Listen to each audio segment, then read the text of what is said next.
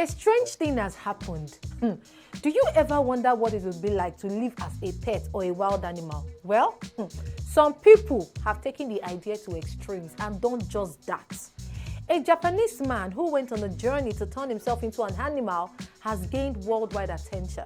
The man, who goes by the name Toco, has transformed himself into a canine after splashing more than $14,000 for a custom-made collie costume.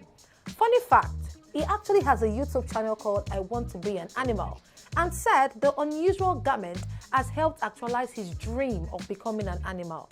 Sharing footage of his first outing on his channel, the video shows him clad in costumes as he frolics on the lawn, rolls on the floor, and plays fetch. Despite garnering online fame with his puppy pursuit, Toco conceals his unusual proclivities from most of his friends and family. According to what he told the media, Toco said he rarely tells his friends because he's afraid they would think he is weird. In his words, "My friends and family seemed very surprised to learn I became an animal. But uncle, it is weird now. And very creepy too. I trust my fellow Nigerians. We can never jump on this because I know there is nothing we cannot jump on. But this one we will give bombastic side eye. Now wonders will never indeed end." Have you ever traveled down the path of grief and loss? If so, you know just how difficult that road can be. Simply put, to lose a loved one, it is painful. And while over time the ache associated with it lessens, the experience completely changes you. A medical doctor, Dr. Vwaere Diaso, on Tuesday died at the General Hospital, Odan, Lagos Island, after an elevator she took crashed.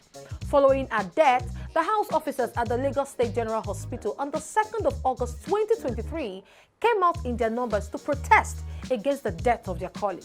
The protesters carried placards with inscriptions such as, "I don't want to die. Doctors' lives matter. Justice for Vwaere. The system failed you, Diaso.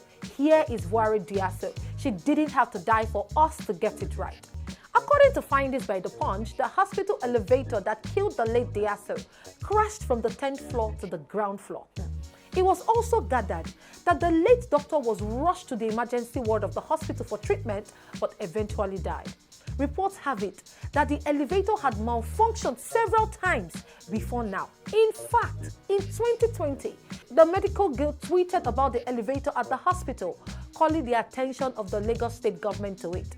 The doctor's quarters at General Hospital Lagos has 10 floors.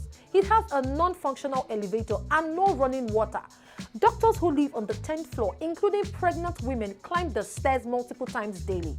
Are we going to wait till someone dies before things are done properly? Now, this story is really painful, to say the least. The fact that this happened 2 weeks to the end of a housemanship was just too sad.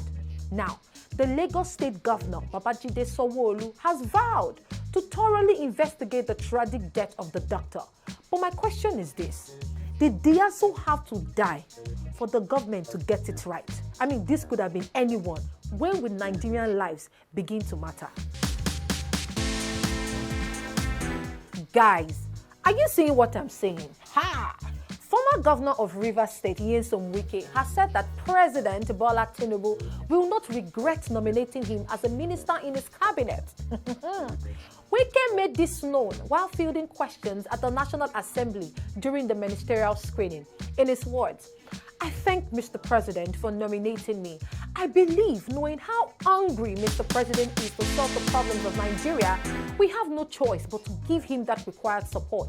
And I can assure you that if I am confirmed, he will never, in whatever capacity, regret nominating me."